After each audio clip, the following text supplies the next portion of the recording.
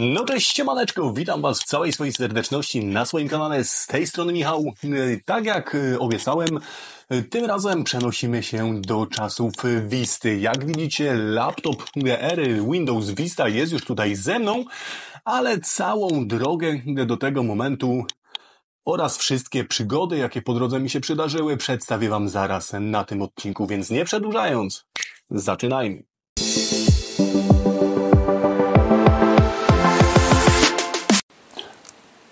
A zacznijmy może od tego, czym jest dla nas Windows Vista. Dla większości jest to tak naprawdę jeden z najbardziej nieudanych systemów operacyjnych Microsoftu.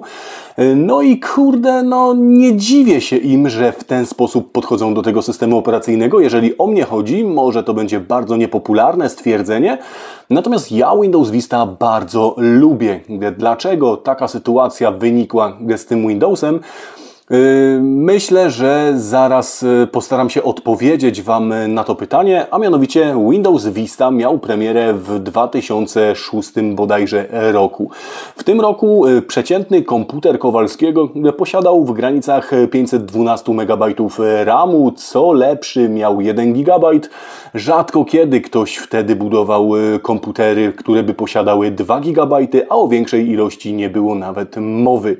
Część z moich znajomych miała nawet komputery, które miały jeszcze 256 MB i bez problemu na XP-ku sobie na nich śmigali. Taka pamięć operacyjna w tamtych czasach starczała do podstawowego przeglądania internetu, do robienia podstawowych rzeczy, do pracy w pakiecie Worda, Office'a, jakichś drobnych gierek i zasadniczo nikogo nie dziwiła taka pojemność, ponieważ był to jak najbardziej wszędzie taki standard. W momencie, kiedy wyszedł Windows Vista, tak na dobrą rzecz potrzebował do poprawnego działania przynajmniej 2 GB. I tu jest moim zdaniem największa wtopa producenta, a mianowicie Microsoftu, który wypuścił ten system i mówił, że bez problemu sobie radzi na 512 MB. I też z takimi początkowo laptopami potrafił go wypuszczać. Windows Vista Starter, czy Windows Vista Basic, jak kto woli, startował z laptopami, które potrafiły mieć nawet 512 MB pamięci operacyjnej RAM. Większość laptopów, które ja wtedy sprzedawałem, bo też pracowałem w sklepie jako informatyk i przez jakiś czas rozprowadzałem tego typu sprzęt, mniej więcej w tamtym okresie, posiadało 1 GB pamięci RAM. Lepsze zestawy miały tych gigabajtów 2, jak już wcześniej wspomniałem, a takie, które miały 4, na tamten okres czasu się praktycznie nie zdarzały. Więc frustracja jakby wynikała z tego, że ten sprzęt nie chodził za dobrze na takiej ilości pamięci operacyjnej i tak na dobrą rzecz Windows Vista rozwijał swoje skrzydła dopiero przy 4 GB pamięci operacyjnej RAM. I tu jest właśnie clue, dlaczego ja tak bardzo lubię system Windows Vista.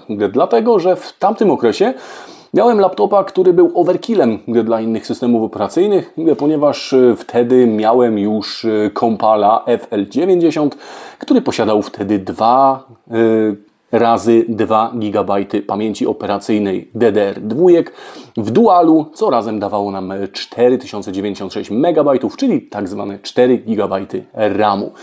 I dlatego właśnie ja ten jakby experience, to doświadczenie związane z Vistą, miałem naprawdę zgoła inne, jak moi znajomi, moi koledzy, koleżanki.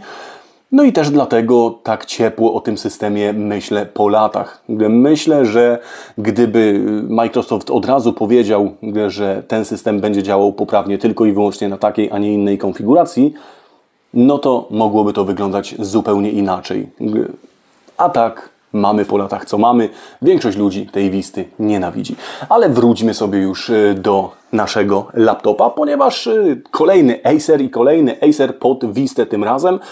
No i cóż by to mógł być za laptop? Jakie tutaj parametry tego sprzętu mamy? No powiem Wam tak, powiem Wam jak ja klasuję ogólnie sprzęty. Dla mnie sprzęt, który ma Pentium 4, Pentium Mobile, jest to sprzęt dedykowany Windowsowi XP.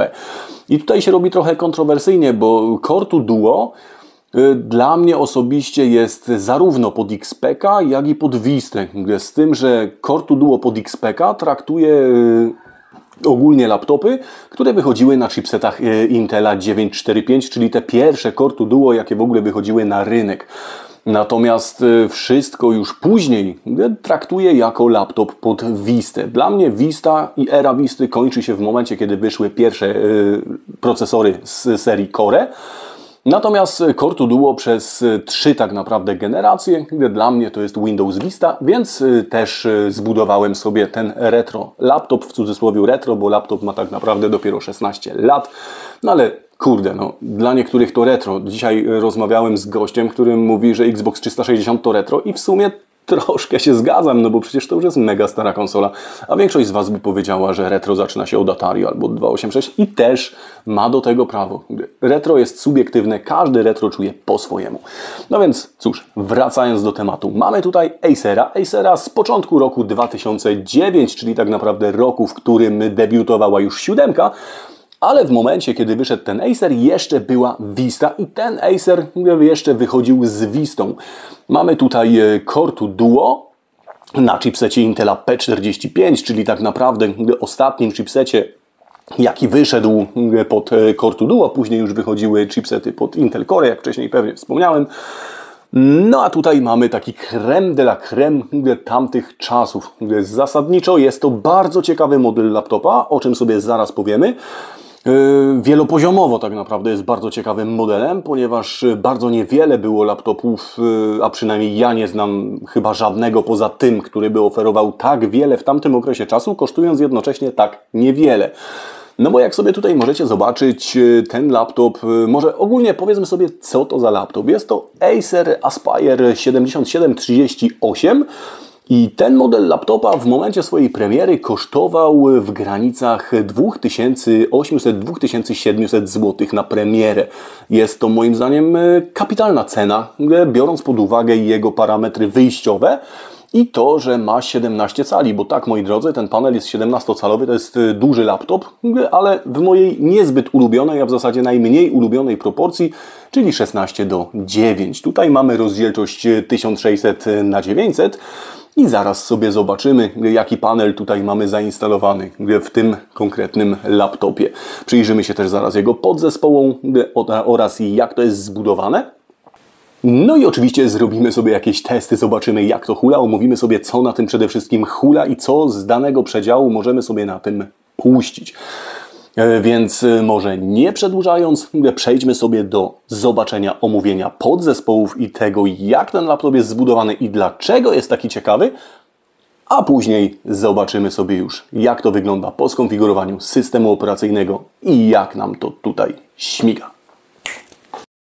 No to zacznijmy, a na start wlatuje płyta główna. Płyta główna jest szczytem Core 2 Duo, więc mamy tutaj naprawdę plejadę procesorów, jakie możemy zastosować do tego gniazda, czyli socketu P. Możemy zastosować procesory Core 2 Duo na szynie 533 MHz, 667 MHz, 800 MHz oraz 1066 MHz. Jest to naprawdę kawał kompatybilności, bo procesorów, jakie możemy tutaj włożyć w tą płytę, jest naprawdę dziesiątki. I oprócz tego, że możemy tutaj włożyć Core 2 Duo, sam BIOS tego laptopa oraz to, że jest to już ostatni, najwyższy możliwy chipset Intela pod Core 2 Duo, zezwala nam na montowanie procesorów Core 2 Duo Extreme oraz Core 2 Quad, czyli tak zwanych czterordzeniowców, jak sobie tutaj widzicie na przebitce. Tutaj znalazłem w swoich zapasach procesor Core 2 Quad Q9000, no i tutaj zamontujemy go w tym właśnie laptopie, w tym właśnie sokecie. Dlaczego ten Core 2 Quad jest taki ciekawy? Ano dlatego, że tak naprawdę to jest jeden procesor, który jednocześnie jest dwoma procesorami, a każdy z tych procesorów jest dwurdzeniowy. Daje nam to razem 4 niezależne rdzenie. Natomiast w dwóch niezależnych procesorach montowanych do jednego gniazda. Jak widzicie, tutaj mamy 2 rdzenie krzemowe. No i tak właśnie Core 2 Quad były zbudowane. Jest to całkiem ciekawy procesor i zobaczymy, jak to nam tutaj będzie hulać. I to jest jedna z tych bardzo ciekawych rzeczy, jeżeli chodzi o tą płytę. Kolejną bardzo ciekawą rzeczą, jeżeli chodzi o tą płytę, to fakt, że pomimo tego, że to jest Core 2 Duo, mamy tutaj zastosowane pamięci DDR3. I tutaj mamy pamięci DDR3, które są taktowane zegarem 1066 MHz, albo raczej 1066 megatransferów. Oryginalnie mamy tutaj zamontowany dual w postaci dwóch pamięci 2x2 GB. Ale kurde, zaszalejemy i zrobimy tutaj coś, co według niektórych jest w ogóle niemożliwe, a mianowicie do płyty z Core 2 Duo, albo raczej Core 2 Quadem zamontujemy dual 8 GB. Powinno to bez problemu nam hulać. A żeby tutaj już w ogóle było tak na totalnym wypasie, no bo co? Nie będziemy jechać po bandzie, gdzie tutaj jest naprawdę wypasiona płyta, wypasiony lapek, robimy wypas pod Wistę, więc poszalejemy. Zamontujemy sobie tutaj HyperX-y, które widzicie tutaj ładnie na przebitce. Te HyperX-y tak naprawdę to był szczyt możliwości pamięci DDR3 do 1600 MHz i to są pamięci, które będą miały dużo niższe CL niż miałyby pamięci zastosowane standardowe pod tego typu magistrale. Więc powinno być troszkę wydajniej i dodatkowo będziemy mieli te 8 GB pod warunkiem, że wszystko nam tutaj wstanie. Oprócz samych pamięci DDR3 mamy tutaj jeszcze jedną zajebiście ciekawą rzecz, a mianowicie coś, co też w zasadzie w systemach Core 2 Duo nie występowało. Widzicie tutaj to gniazdo? To nie jest gniazdo rozszerzeń kart Wi-Fi ani żadnych innych tego typu wynalazków. To jest PCI Express razy 16. Jest to laptopowe PCI Express razy 16, a raczej to gniazdo nazywa się MXM3 wersja A. Czyli mamy tutaj do montażu krótkie karty graficzne z serii MXM3. Co jest ciekawe w tym gnieździe? Ano to, że jest to standard. To jest pewien standard. To nie jest tak jak w przypadku Della, że mamy tutaj do zamontowania karty dellowskie, które były na przykład dedykowane do tego modelu i możemy sobie zamontować tylko i wyłącznie te karty i nie możemy korzystać z kart innego producenta, które są dostępne na rynku. Tutaj mamy ustandaryzowane złącze, więc możemy sobie wpakować MXM-y trójki i jak tutaj już Wam pokazuję, proszę bardzo, na przebitce wyciągnąłem sobie z póły swojego Quadro 1000M, który tak naprawdę jest odpowiednikiem GeForce'a GT 555. I jak tutaj widzicie na drugiej przebitce, bez żadnego problemu Snappy Driver Installer odnalazł sterowniki i zainstalował na tym właśnie laptopie. Więc jest totalny power, ze względu na to, że nie dość, że możemy sobie tutaj zamontować quada, to jeszcze możemy sobie zamontować kartę grafiki 3 generacje do przodu. Bez żadnego problemu się nam tutaj odpaliła i wstała. I teraz tak, jeżeli chodzi o początkową konfigurację tego laptopa, jeżeli byście się zastanawiali, to sam laptop wychodził nam tutaj z kartami GeForce NVIDIA GT 130M oraz GeForce NVIDIA GT 240M. I teraz czym są te karty? Nie każdy te karty może specjalnie kojarzyć, a w mobilce wygląda to troszkę chyba inaczej jak w komputerach stacjonarnych. No więc powiedzmy sobie troszkę. GeForce GT 130M. Jest to tak naprawdę odgrzewany kotlet. I to taki odgrzewany 2 dni pod rząd, ponieważ GeForce GT 130M tak naprawdę jest GeForce'em 9600M, a GeForce 9600M tak naprawdę jest GeForce'em 8600M. Nadążacie? Masakra. Tak, Nvidia w tamtych czasach, nie mając specjalnie mocnej konkurencji w mobilce ze strony AMD, tak na dobrą rzecz zrobiła nam takie kotlety. W przypadku GeForce'a 240M zasadniczo jest to GeForce 9700, więc tutaj również grzejemy kotlet i to zdrowo. Niemniej te karty wcale nie są złe, ze względu choćby na to, że w przypadku Acera nie mamy tutaj tanich modułów DDR2, jak w przypadku większości producentów w tamtym okresie, a mamy zainstalowane kostki DDR3 Samsunga, dzięki czemu te karty są tak naprawdę około 40, czasami 60% wydajniejsze od swoich odpowiedników z pamięciami DDR2. a wtedy na DDR-ach dwójkach robili praktycznie prawie wszyscy. Więc ugrywamy na start na samych tych kartach, a ja jeszcze dodatkowo ugrałem na upgrade'zie do GeForce'a GT 555. No i teraz zapytacie, ok, a czy można zamontować jakąś mocniejszą kartę? I powiem Wam szczerze, że mam w swojej kolekcji jeszcze GeForce'a, a raczej Quadro M2000M, które jest odpowiednikiem GeForce'a GTX 960. Jak tutaj widzicie na przebitce, karta jest dość pokaźna, a raczej jej rdzeń. Jej rdzeń jest jakieś 2,5 raza większy od standardowego rdzenia, który jest na przykład w Quadro 1000M albo w GeForce 240M. Niemniej bez problemu tutaj się wpakowała. Jak widzicie, dostosowałem sobie układ chłodzenia tak, że to wszystko ładnie na koniec spasowało. Niestety dawała obraz tylko i wyłącznie na zewnętrznym ekranie. Wyświetlacz laptopa, choćby nie wiem co robić, zostawał cały czas ciemny. Nie szło go wybudzić w żaden możliwy sposób, więc nie. GeForce'a GTX 960, ani też Quadro M2000M, ani w zasadzie pewnie żadnego innego Quadro z rodziny Maxwell zamontować się już tutaj nie da. Niemniej będę jeszcze próbował coś z rodziny Kepler, ale to już sobie zostawimy na kolejny odcinek, ponieważ myślę, że tu jeszcze spróbuję coś mocniej wcisnąć, tak żeby go już tak całkiem mocno zrobić na power, ale na to potrzebuję troszkę czasu, części schodzą, więc to będzie na kolejnym odcinku. Ale dziś jedziemy sobie dalej, ponieważ historia tutaj troszkę była zawiła. Żeby go doprowadzić do stanu, w jakim jest obecnie, to trzeba było troszkę czasu i wszystkiego poświęcić. Jak widzicie, oryginalny Palmrest zaciorany jest jak klapki Mojżesza i tutaj, no kurde, nie wygląda to nazbyt dobrze. Więc mój pomysł początkowo był taki, ażeby go wziąć na tapetę i elegancko przemalować. Jak widzicie tutaj na przebitce, został pomalowany na biało i szczerze powiedziawszy myślałem, że to będzie kozacko wyglądać. Niemniej w momencie, kiedy go zmontowałem, okazało się, że jakiegoś wielkiego szału w tym temacie nie ma. On nie wygląda źle, popatrzcie, tak naprawdę jest całkiem ok. Natomiast kurde, znalazłem lepszą alternatywę. Znalazłem lepszą alternatywę w postaci nowego Palmrestu. Nie uwierzycie, za ile kupiłem nowy Palmrest. Nowy Palmrest zakupiłem za 12,99, więc naprawdę czasami można trafić fajne okazje, czasami można za bardzo śmieszne pieniądze kupić sobie sprzęt, który może nie tyle sprzęt, co części do sprzętu i naprawdę nie pójść na tym z torbami.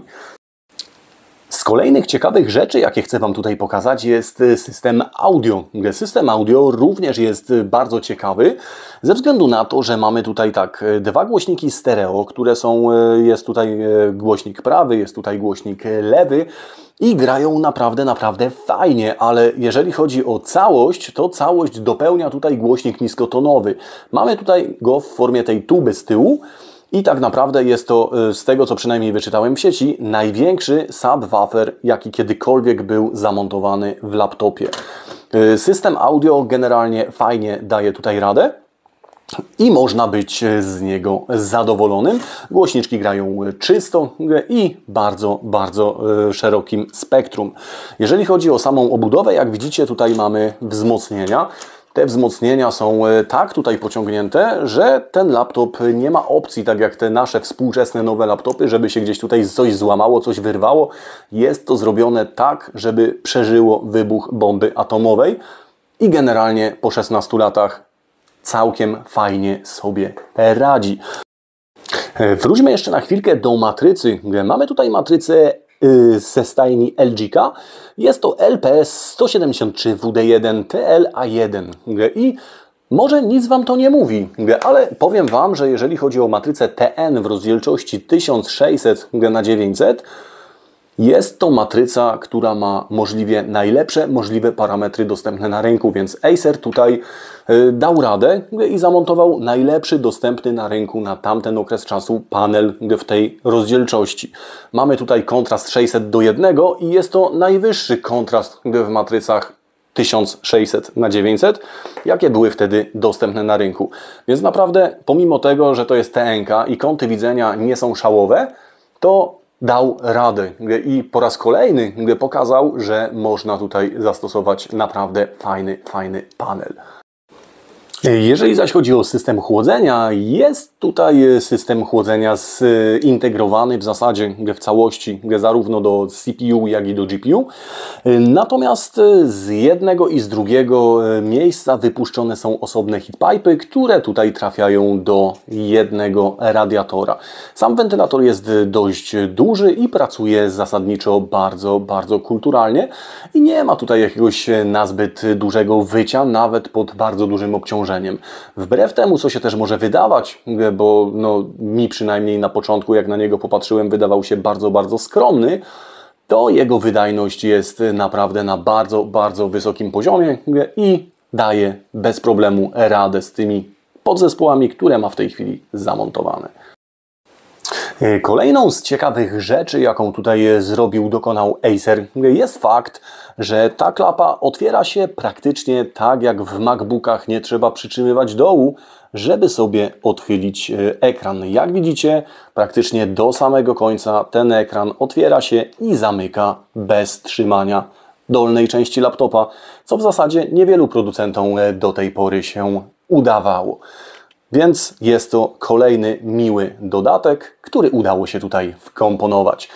Co do samej klawiatury, również jest dość ciekawie, ponieważ klawiatura tutaj jest wyspowa i jest to taka wyspowa klawiatura bez tej takiej wewnętrznej ramki. Tutaj generalnie wszystko nam tu fajnie pracuje.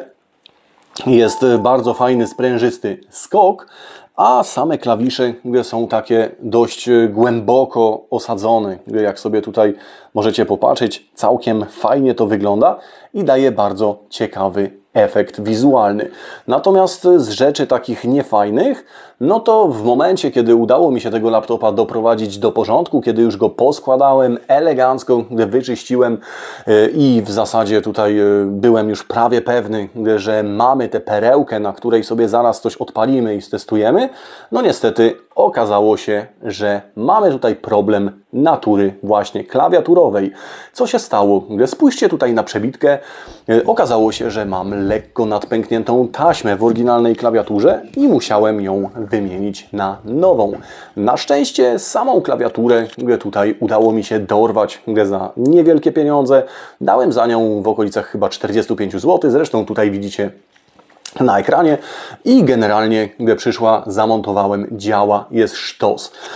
Jeżeli chodzi o dodatkowe tutaj rzeczy na panelu, mamy jeszcze tu panel do włączania, wyłączania Bluetooth, Wi-Fi oraz do kopiowania zdalnie dokumentów po Bluetoothie.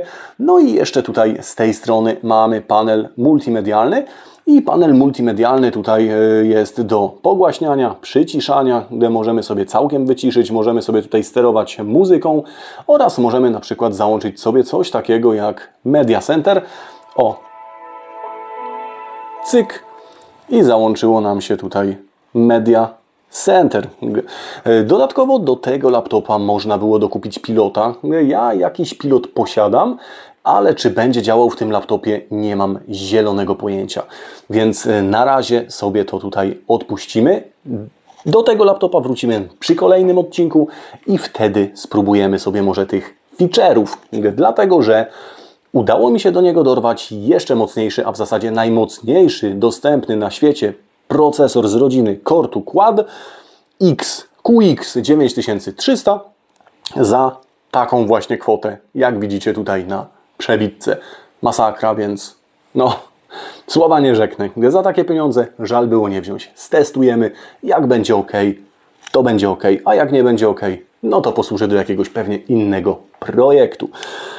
Natomiast wracając tutaj już do tego laptopa, jak widzicie, system jest skonfigurowany.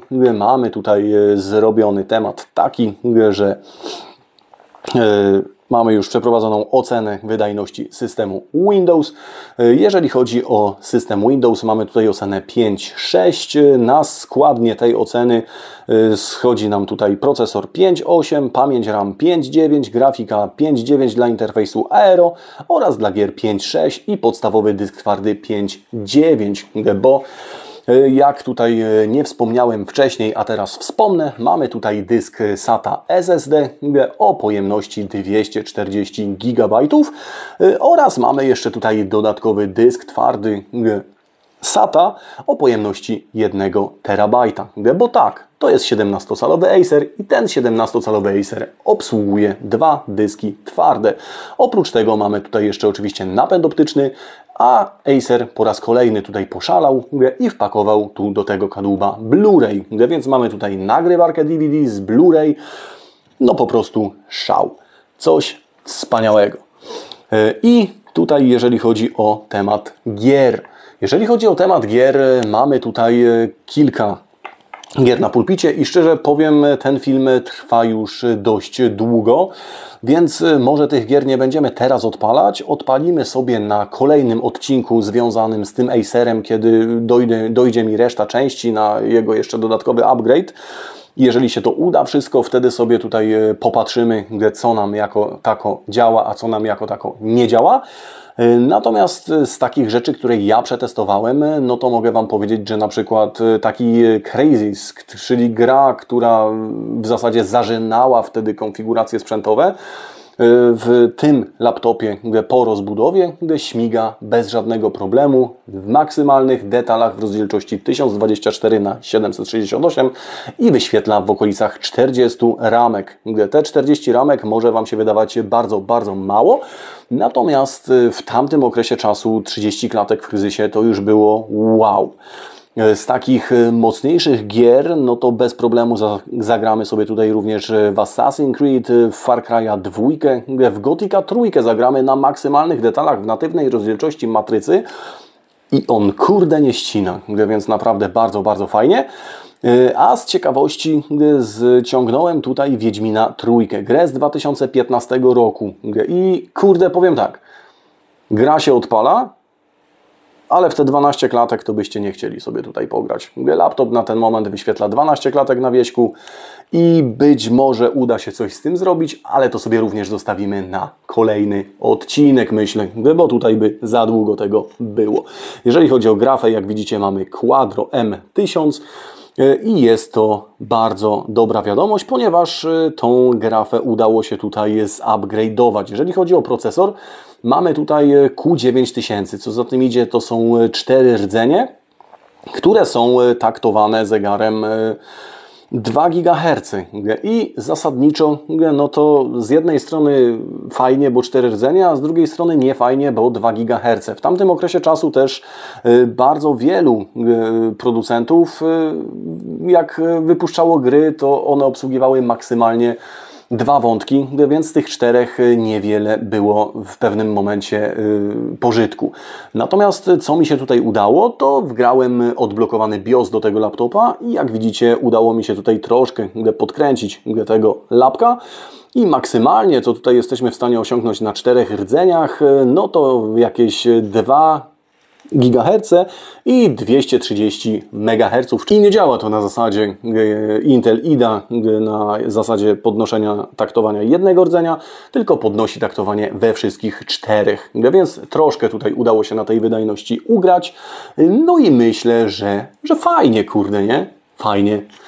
A co przyniesie przyszłość, czas pokaże. I tutaj, jeżeli chodzi o parametry sprzętu, to by chyba było z takich ważniejszych rzeczy tyle. Jeżeli chodzi o pamięć, jak widzieliście, obsługuje bez problemu te 8 GB pamięci RAM, a jeżeli nie widzieliście, no to zobaczcie sobie jeszcze raz i mamy tutaj 8 GB. Mamy 8 GB w laptopie z Windowsem Vista oraz Core 2 Duo. Da się. I ktoś powie, dobra, P45, da się, spoko, jeszcze DDR-y trójki, da się, bez problemu. Ale były DDR-y dwójki, był Intel 965, tam się nie dało. dało się, powiem Wam, dało się. Miałem Compala FL90, który był na Santa Rosie, właśnie Intelu 965PM i miałem tam zamontowane Nanie 4 GB w 2 modułach i bez problemu obsługiwało to 8 GB. Dlaczego nie buduję w tej chwili setupów na DDR-ach dwójkach w oparciu o 8 GB RAM? Ano dlatego, że te DDR-y są drogie jak cholera i dać 3 czy 4 stówki za jedną kostkę 4-gigową dla mnie bez sensu, nawet mając bardzo, bardzo wielki sentyment do tego typu tematów. Więc cóż, nie przedłużając tutaj, przejdźmy sobie kawałek dalej, bo film już jest mega długi, a jeszcze dosyć spory kawałek przed nami. No i dobra, słuchajcie, i no kurde, chyba nawet całkiem fajny build i tym razem wyszedł. Powiecie, że pewnie musiało mnie to kosztować z $1 000 000, ale kurde, powiem Wam szczerze, że nie. Zobaczcie, grafę, no okej, kiedyś nie pamiętam już, czy dostałem, czy kupiłem z jakimiś częściami, była. Więc zasadniczo nie musiałem w nią inwestować. Jeżeli chodzi o procesor, również takowy posiadałem. Jeżeli chodzi o sam kadłub, no to zakupiłem go za złotych 50, jak widzicie tutaj na ekranie. Co się zaś tyczy samych dysków twardych, no to również takowe posiadałem w swojej kolekcji, ponieważ mam ich bardzo dużo. Jeżeli chodzi o pamięci, dałem za nie 50 zł, troszkę pożebrałem, bo gość miał je wystawione za wyższą kwotę, natomiast wyżebrałem i dałem za nie 59 zł. I jak widzicie, bardzo ładnie tutaj mi wstały. Jeżeli chodzi o klawiaturę, również dałem złotych 50, a raczej bardziej 45. No ale zaokrąglając do 50 i biorąc pod uwagę, że dałem powiedzmy dychu za Palmrest, no to ile nam to daje? 50 lapek, do tego dochodzi nam 5 dyszek klawiaturka, to już mamy 100. Do tego nam dochodzi pamięć, której w zasadzie nie musiałem kupować, ale chciałem go dopaść ile się dało. Więc mamy już tutaj 150, no i dyszkę za Palmrest, więc mamy 160 zł. I kurde, dyski, gdyby nawet trzeba było jakieś dokupić, mógłbyś tutaj kupić zwykły talerz za 3 dychy. Do tego, co więcej, no w zasadzie to pasty termoprzewodzące, wszystko, jeżeli grzebie ktoś tak jak ja, takie rzeczy w domu posiada. Więc de facto w okolicach 200 stówek jesteś sobie w stanie złożyć naprawdę dopasionego retrolapka i ograć na nim wiele fajnych tytułów. Więc myślę, że kurde, mimo wszystko i mimo tego, że te ceny tak mega świrują, to chyba nie jest tak źle. Oczywiście wszystko tutaj się rozbija o cierpliwość, no bo gdybyśmy tak chcieli dziś wejść na Allegro i kupić, no to kupimy lapka w stanie śmietnikowym, ale z podobnymi parametrami, z gorszą grafiką, ale tym samym procesorem, bez chyba dysku SSD za tyle. A to już moim zdaniem mija się całkowicie z celem i byłoby czystą głupotą. A tak za parę groszy można złożyć i pobawić się takim sprzętem albo innym sprzętem, jaki tam Wam w głowie by nie grał. Natomiast cóż, na ten moment jeszcze może Wam pokażę, ile ten laptop początkowo robił punktów w 3D Marku 2006, a mianowicie tyle, a w tej chwili po zmianie karty, po dostosowaniu wszystkiego pode mnie, robi tyle. Inne 3D Marki zostawimy sobie może na kolejny odcinek. Będziemy sobie porównywać, jak to rosło w miarę upgrade'u kart, zakładając, że ten Kepler się mi tutaj uda. Zobaczymy. Byłby to też totalny overkill, myślę, dla procesora, bo planuję tutaj wrzucić GTX 660. Więc cóż, nie wiem, jak tutaj Core 2 Duo będzie śmigał i czy nie będzie zbyt mocno bottleneckował całego tego setupu, ale też, pamiętacie, chcę tutaj wrzucić Core 2 Quad QX9300, który taktowany jest oryginalnie 2,5 GHz na rdzenie, natomiast ma coś, czego nie ma ten procesor, a mianowicie odblokowany mnożnik. Więc tutaj bardzo wiele ciekawych rzeczy może się jeszcze na etapie dalszej rozbudowy wydarzyć. A teraz cóż, na koniec przejdźmy jeszcze do przyjemnej sprawy, a mianowicie rozstrzygnięcie konkursu, który tutaj ogłosiłem 3 tygodnie temu na kanale, związanego z innym Acerem. A jakże? Jak Acer to Acer, ostatnio same Acerowa tutaj są. A mianowicie, kurde, mamy tutaj tego właśnie malca. A Acera z odcinka konkursowego wygrywa ten komentarz, gdzie stary, urzekłeś mnie. Po prostu czytając Twój komentarz, tak jakbym czytał swoją historię, miałem dokładnie taką samą, z tą różnicą, że może FIFA zamieniłbym na jakieś Rally Championship albo Quayacza. Poza tym, no kurde, tak samo zdarzyła mi się taka akcja. W związku z powyższym, laptop jest Twój, odezwij się do mnie na maila i sfinalizujemy wysyłeczkę. Porządnie go spakuję. Mam nadzieję, że tą drogę przeżyje, przyjedzie w jednym kawałku i będzie Cię cieszył. Będziesz sobie mógł na nim powspominać te stare, dobre czasy. I mam nadzieję, że w tym celu będzie Ci bardzo, bardzo długo służył. Jeszcze raz gratuluję i niech tym razem jedzie i pocieszy kogoś innego. A z mojej strony na ten moment, na koniec chciałbym bardzo serdecznie podziękować Wam za wszelkiego rodzaju wsparcie. Za wsparcie zarówno finansowe, jak i dobre słowo, łapkę w górę, komentarz, subskrypcję. Co tylko robicie tutaj, ażeby budować tą społeczność i budować interakcję na tym kanale. Bo tak naprawdę, gdyby nie Wy, to nie chciałoby mi się tego chyba robić. A widzę, że wszystko się tutaj rozwija, idzie do przodu i to napędza mnie do kolejnych buildów, projektów, robienia ciekawych, mniej ciekawych, bardziej ciekawych rzeczy i dzięki temu Wy również macie co oglądać i nabierać jakichś tam inspiracji i pomysłów na zabawy i u siebie. Więc tak, z mojej strony na ten moment tyle. Jeżeli film się podobał, łapa w górę. Napiszcie w komentarzach, co sądzicie o tym buildzie i jaki byłby Wasz wypasiony, wymarzony build do Windowsa Visty, oczywiście jeżeli chodzi o laptopy, ponieważ komputery stacjonarne dają nam spektrum możliwości i w przypadku stacjonarki na pewno zrobiłbym coś inaczej. A na ten moment z mojej strony tyle. Dzięki, do usłyszenia, cześć!